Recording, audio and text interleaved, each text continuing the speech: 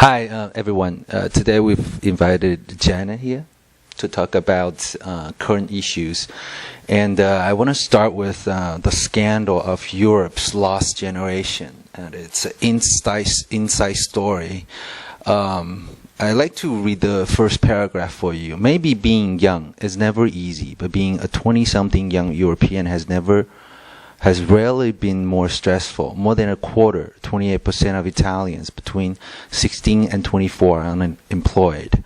Others are struggling to get by on unpaid internship or poorly paid jobs with little security. And you've read this inside story, and can you just give us a little briefing, and then we're gonna talk into the subject. Sure. Well, basically the story is about a couple different countries. So it's about first Italy, I think Greece, and Spain. Portugal. Yeah, and Spain as well. So there's a lot of people from those countries, a lot of young people that don't, they come into university expecting jobs, and it just never happens for them. And it's not just early 20s sort of thing where, you're 21, 22 working at the McDonald's. It's kind of like, we did all these degrees and we're older now and we still can't find a good position. So it's really difficult, and it has a lot to do with the debt crisis right now, of course. Well, the debt crisis have been all over the news, and people have been talking about this for just the world, but not as individuals suffering. So it's good that we sort of get into the psychology of the youth.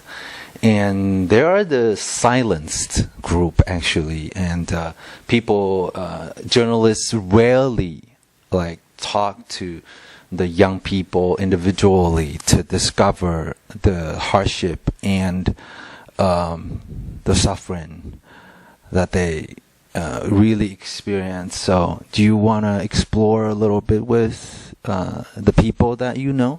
Sure. Well, I mean, in terms of Canada, I can, give you my version of what it was like from my perspective, because I'm not old yet, I hope. Right. But growing up, most of our parents, they all went to high school and they didn't go to university. And then they were saying, they want better for you and you want to go to university and get good grades, and then once you're at a university, because you have a degree, you're going to be rewarded. So there was this huge push for everybody that was my age, I guess in the 80s, to go to university and get these degrees. And then when you come out of university, you're strapped with debt, you're looking for a job, and you're kind of thinking, well, I have this really good degree, so I can go and get a good job. And in fact, the sad part about it is most of the people I know right now who took degrees in all sorts of things, finance, business, journalism, a lot of them are working at, the Starbucks or, coffee shops, Walmart, just different places where, they shouldn't be working. I mean, I'm in the later part of my 20s, not the earlier part. And, most people would hope by that time that you would be getting somewhere with your life. So that's kind of the situation as it stands. Young people have a lot of debt. They, don't have a lot of opportunities, and they have the credentials, but they don't have the experience. They can't get the experience because of the debt crisis. Right. Well, I think the last generation, like our parents, I'm kind of old because I'm near 40. And a lot of our parents, and especially those elitists and wealthy, they've actually used up a lot of resources, and they've been playing with the financial systems to really benefit themselves. So a lot of the younger generations, they really rely on their parents to survive. For example, in Taiwan, a lot of people still live with the parents, and if they can't be physically independent, how can they really survive and know how to get by even? So I personally, because I've been working with a lot of young people, and I know a lot of them do want to succeed, but on the other hand, they really just don't have the opportunity because they just want to, fill their stomach. So it's quite sad. Yeah. It really is. And I think it's not just about financial burdens or about, one thing. Everything kind of trickles into each other. Like, for example, Taiwanese people, if they're living at home with their parents have a lot of say in the things that they're doing. So because they are living at home with their parents, probably mostly due to financial and cultural, reasons, but their parents have a lot more say in their lives than they should have.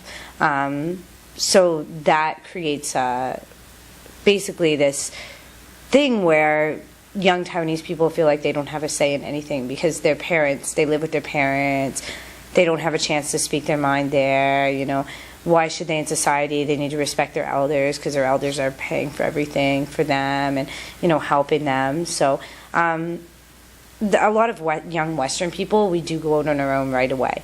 And that's not because we're ready to. And we definitely depend on our parents a lot for money and stuff like that. But at least in that way, we kind of get out. We don't, we want our own opinions and our own values. But yeah, it's really sad that, so many young people don't have the opportunities. And I think if young people were more confident in themselves, then they would be able to do that. But our generation has kind of developed this thing where we're not confident because we don't have the money to be confident. Right. So, well, if the societies don't support your independence and your entrepreneurship, how can you really? Yeah. And I was surprised. I didn't tell you this, but I was watching this report on Davos on Bloomberg, and the chairwoman, I think it's like the secretary. It's like an important person in IMF. It's International Monetary Fund.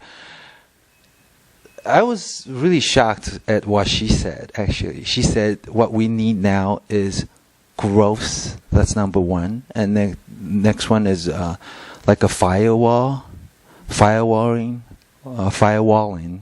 the system. And next thing is profit. And Europe is going basically, like Greece is going bankrupt. They're not really like looking at restraint.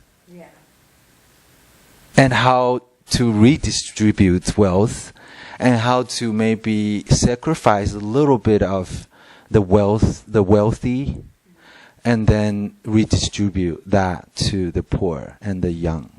So I just kind of don't understand why these people just don't see the problems. Still, a lot the top people are being greedy, and the young people are really needy. Yeah, and it's just created. Are you surprised a little bit? Yeah.